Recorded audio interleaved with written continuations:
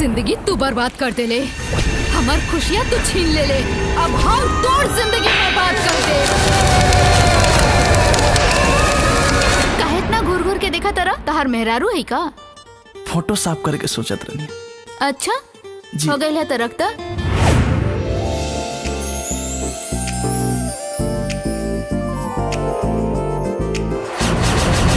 देखो ना इसे तुम नजर गड़ा के, लगता है खा जाओगा मुझको पाके, देखने में लगता है कि तोहरा मनवा भटका है।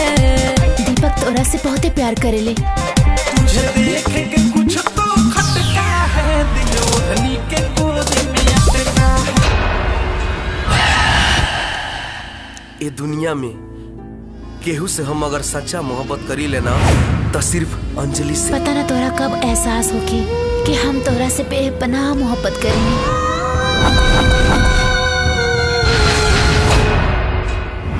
अरे कौन है रे? तू क्या हुआ? हमें घर के मालिक।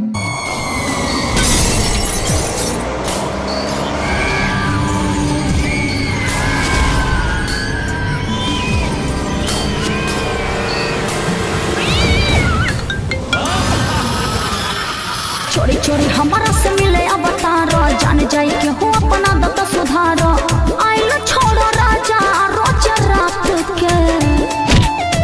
मन नहीं के भरत ये करे जा, राखो नसीना में से साट।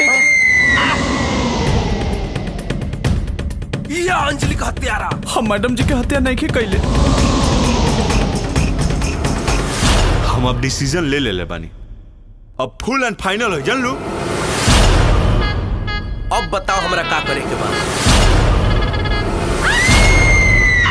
देख दीपक जी पापा, बड़ा मेहनत और लगन से कंपनी के खड़ा कैले बानी, ई पोजीशन बा। गलती ना कहिए, जैसे कंपनी का इज्जत हमरा इज्जत पे दाग लगे, बुझला नू? लोगावा कहेला अब हमनी के प्रेम के कहानी।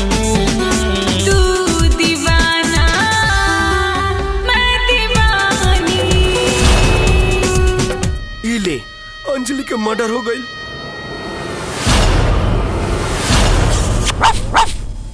बुझाता कि तोहनी सपनों ना देख देबा हमें। कारियलिया ते हमरा प्यार के हमरे से जुदा कर देले। चल गईलू छोड़े के हमके, हमर जिंदगी वीरान हो गईल बा।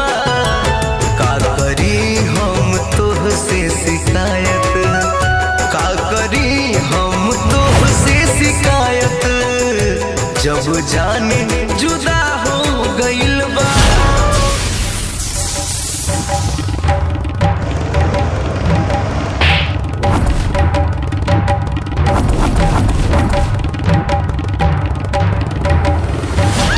अच्छा कर्म करे वाला खातिर अच्छा होली, बुरा करे वाला के परिणाम तो बुरा ही होई। समझ नहीं रहुआ लोग?